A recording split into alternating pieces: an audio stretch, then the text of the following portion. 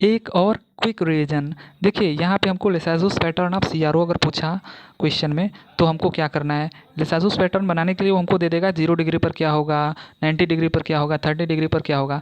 तो उसके लिए हम देख लेते हैं कि अगर 0 डिग्री पर है तो 0 डिग्री पर ये एक स्ट्रेट लाइन होता है इस तरीके का, ठीक है। आप गलती से ऐसे मत बना दीजिएगा।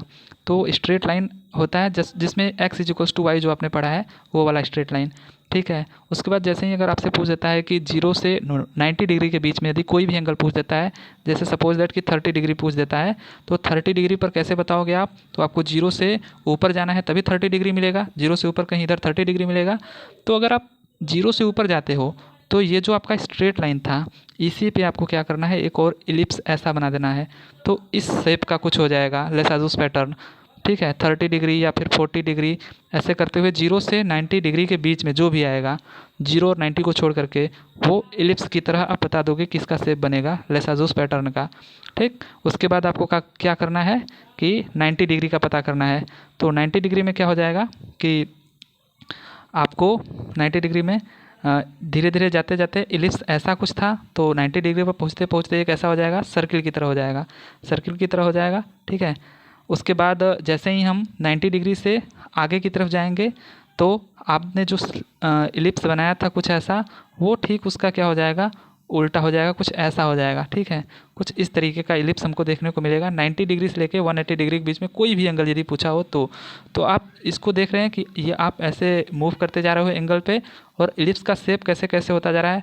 पहले आपका स्ट्रेट था, उसके बाद उसी स्ट्रेट लाइन पर एक इलिप्स बना, उसके बाद वो इलिप्स कुछ सर्किल की तरह बना, उसके बाद आपको दिखेगा कि वो सर्किल से होते हुए इलिप्स थोड़ा सा ऐसे मूव करता जा रहा है, मतलब कि ये एंटी क्लॉकवाइज घूमता जा रहा है। उसके बाद आपको क्या देखना है कि 180 डिग्री पर क्या बनेगा। तो जैसा स्ट्रेट लाइन बना था 0 डिग्री पर, ठीक उसका उल्टा यहाँ पे बन जाएगा 180 डिग्री पर, या फिर जो आपने यहाँ पे इलिप्स देख रहे हैं उसी पर एक स्ट्रेट लाइन ऐसे है, ठीक है। और उसके बाद अगर आप 180 डिग्री से नीचे जाते हो 270 डिग्री पे, 270 डिग्री पे उसी स्ट्रेट लाइन पर अगर आप एक ऐसा इलिप्स बना देते हो तो आपको लेसाजुस पैटर्न पता चल जाएगा, ठीक है। जैसे 180 डिग्री और 270 डिग्री के बीच में अगर आपको पूछे कोई भी एंगल, जैसे कि 180 के ऊपर अगर चले जाए, मान लीजिए 200 डिग्री पर कैसा होगा, तो आपको बताना है कि कुछ ऐसा होगा, ठीक है।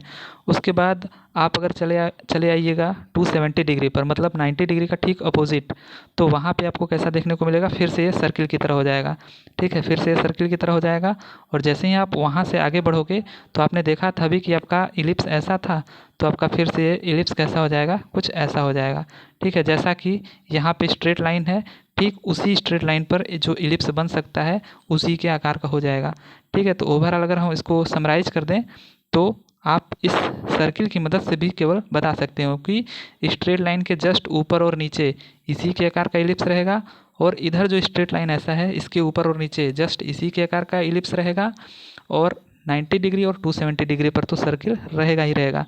तो आई होप कि आपको ये समझ में आया हो। Okay, thank you.